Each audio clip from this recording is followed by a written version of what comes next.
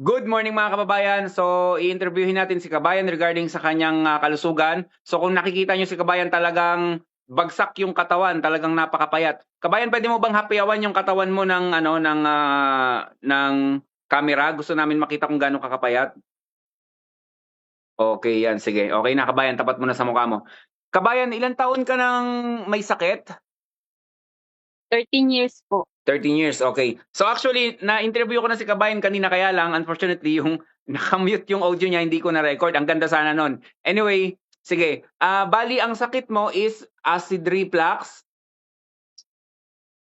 H pylori ba yun? Tsaka GERD, ulcer, gallbladder stone. Okay, gallbladder stone, okay. So hindi talagang ang kinakain mo sa isang araw is nakakailang ano ka lang? 2-3 subo. Dalawa. Okay na sa akin pag nakatatlong subo ako, sir. Grabe no. Talaga pa, bakit di lagi ka lang na dyan sa bahay mo? Lambot ka lang lagi. Opo. Hindi, hindi ka naman inuubo, wala ka naman plema. Wala naman Oh, po. tsaka yung hininga mo talagang para talagang hirap ka talagang huminga. Sige. Bali, meron si Kabayan, merong 14 years old na anak, lalaki at meron siyang bunso na 2 taon. Yung kanyang asawa is iniwan ka, tama ba? Bali, hindi naman po totally. Bali, pinaalis ko rin po. Tsaka parang gusto na rin din pong mag-separate kaming dalawa. Sige Kabayan, tapat mo Dahil konti. nga wala po siyang trabaho. Mm, Halos father ko din po nagpapakain sa kanya. mm. Nakakayan din po. Oo. Kaya lagi pa po kami nag-aaway kaya pinaalis ko na lang din po. Ang tatay niyo po is Barangay Tanod, tama po? Hindi po, po lang siya, utility po. Utility. Okay, sige, sige. Pakikamusta na lang ako sa tatay mo. Anyway, Opo. Kabayan, na-send ko na sa'yo yung 3K. Ikaw na bahalang bumili ng bigas mo. Ikaw na bahalang mag-budget niyan. Tapos, Po, hindi ko po.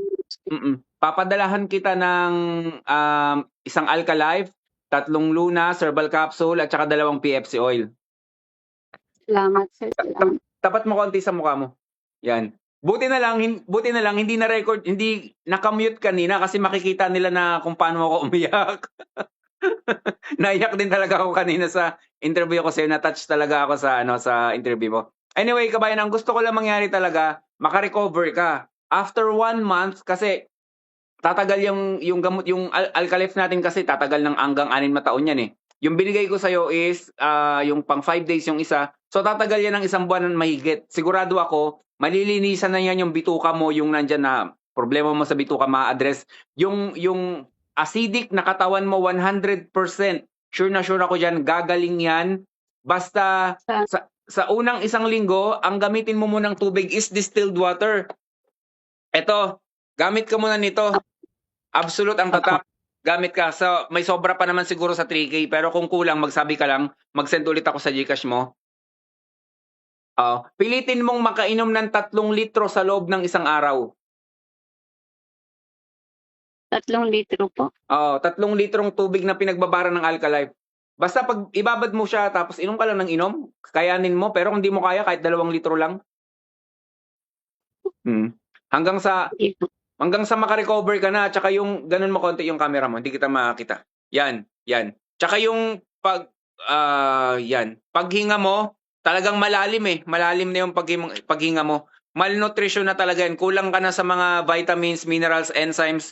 Marami nang kulang sa kalusugan mo. Kailangan na natin yan maagapan para hindi na mapinsala pa yung iba mong organs. Kasi diyan nagsisimula yung komplikasyon na sakit. Meron ka pa palang gallstone, tama?